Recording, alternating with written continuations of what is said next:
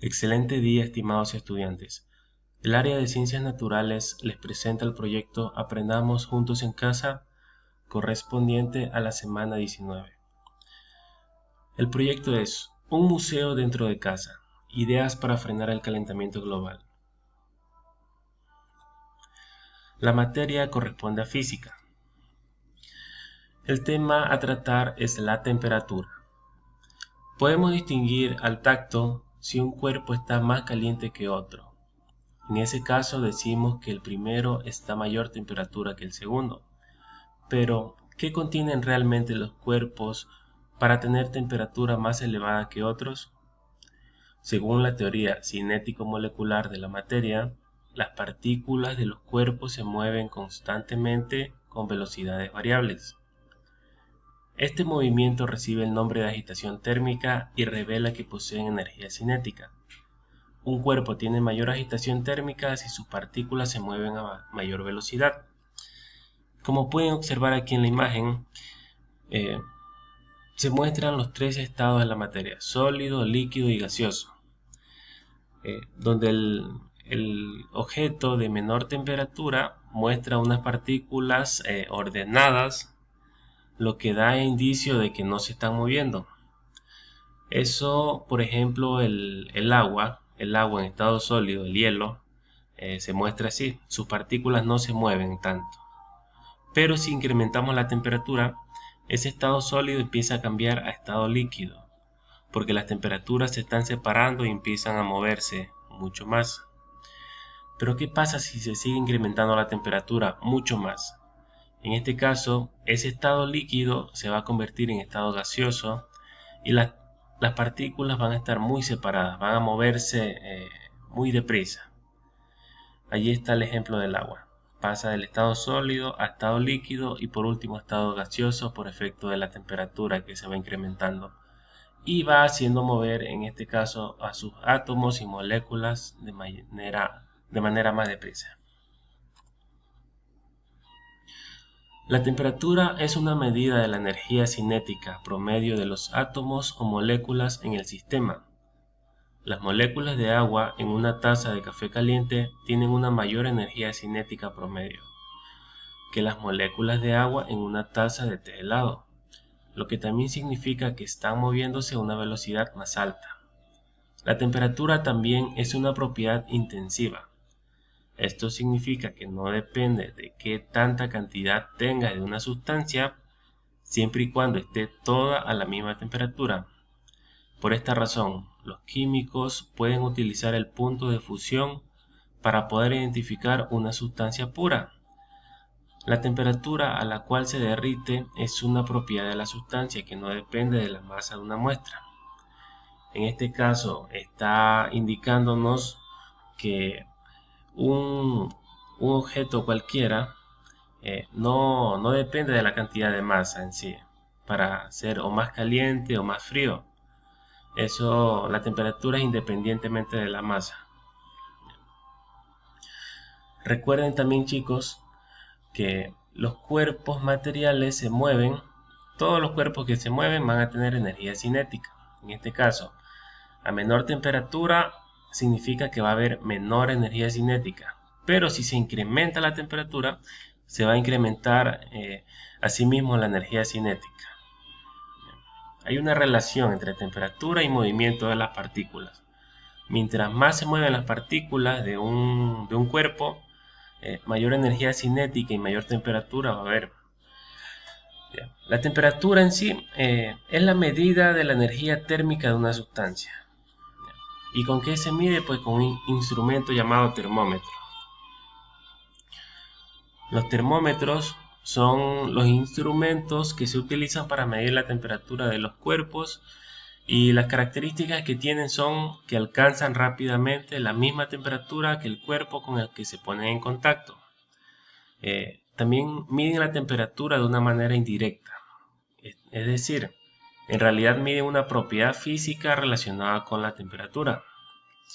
Esta propiedad pues presenta siempre el mismo valor a una temperatura dada y experimenta las mismas variaciones para los mismos cambios de temperatura. Por ejemplo, En los termómetros de mercurio, este metal líquido experimenta una dilatación proporcional a la temperatura. ¿Qué quiere decir esto? Se incrementa la temperatura, eso hace que el mercurio contenido en un termómetro se empiece a dilatar. Dilatar significa que empieza a estirarse, a crecer, a alargarse.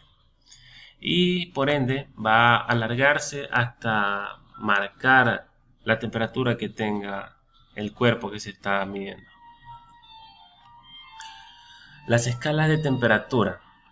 Estas se utilizan para expresar numéricamente la temperatura. Estas escalas se llaman termométricas. Todas ellas atribuyen un valor arbitrario a ciertos puntos fijos y dividen la escala en determinado número de divisiones iguales. Aquí tenemos las más conocidas, que son Celsius, Kelvin, Fahrenheit, y tienen, por ejemplo, 3 puntos de referencia, empezando con el cero absoluto, luego el punto de fusión normal del agua y el punto de ebullición del agua. ¿A qué se refiere esto? Ya vamos a explicarles. Miren, el cero absoluto es la temperatura más baja jamás registrada por la humanidad. En este caso, en Celsius vendría siendo menos 273 grados Celsius. El punto de fusión normal del agua es cuando el agua empieza a solidificarse, pasa del estado líquido al estado sólido. En este caso viene siendo 0 grados Celsius. Mientras que el punto de ebullición del agua, cuando el agua empieza a convertirse de estado líquido a estado gaseoso, es 100 grados, cuando el agua hierve, ebulle, por eso es ebullición. En Kelvin, en esta escala, por ejemplo, tenemos que Kelvin empieza desde 0 y en este caso 0 grados Kelvin corresponde a menos 273 grados Celsius. ¿Ya?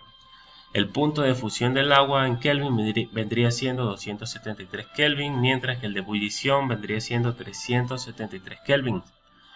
En Fahrenheit, el cero absoluto vendría siendo menos 459 grados Fahrenheit, el punto de fusión del agua 32 Fahrenheit y el punto de ebullición pues 212 Fahrenheit.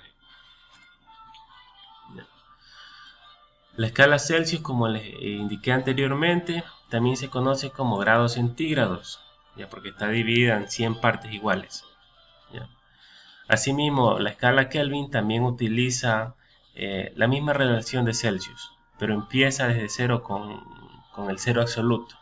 ¿Ya? Por cierto, Kelvin es la unidad utilizada en el Sistema Internacional de Unidades para medir la temperatura. Y la escala Fahrenheit se utiliza mucho más en países anglosajones como Estados Unidos o el Reino Unido, Australia, Canadá. Sí. Ahí tenemos las fórmulas, chicos, para convertir de Celsius a Kelvin, de Celsius a Fahrenheit, de Kelvin a Celsius, de Kelvin a Fahrenheit, de Fahrenheit a Celsius y de Fahrenheit a Kelvin. Ya, vamos con el primer ejemplo. Un boletín de noticias de Estados Unidos informa que la temperatura en Florida es de 91 grados Fahrenheit. ¿A cuántos grados Celsius corresponde y a cuántos Kelvin? Bien. Primero vamos a ubicar aquí en datos la temperatura en Fahrenheit, 91 grados Fahrenheit. La fórmula para convertir de Fahrenheit a Celsius nos dice temperatura en Celsius va a ser igual a temperatura en Fahrenheit menos 32, todo eso dividido para 1,8. Ya, pues bien, esta temperatura en Fahrenheit la vamos a reemplazar por el valor de la temperatura Fahrenheit, 91, y le vamos a restar 32. Esa resta nos da 59, y si lo dividimos para 1,8, perdón, nos da 32,8 grados Celsius. Ya. Mientras que la temperatura en Kelvin, vamos a ubicar esa temperatura en Celsius que no salió acá, vamos a reemplazarla aquí y le vamos a sumar 273. Miren, 32,8 más 273 nos da como resultado 305,8.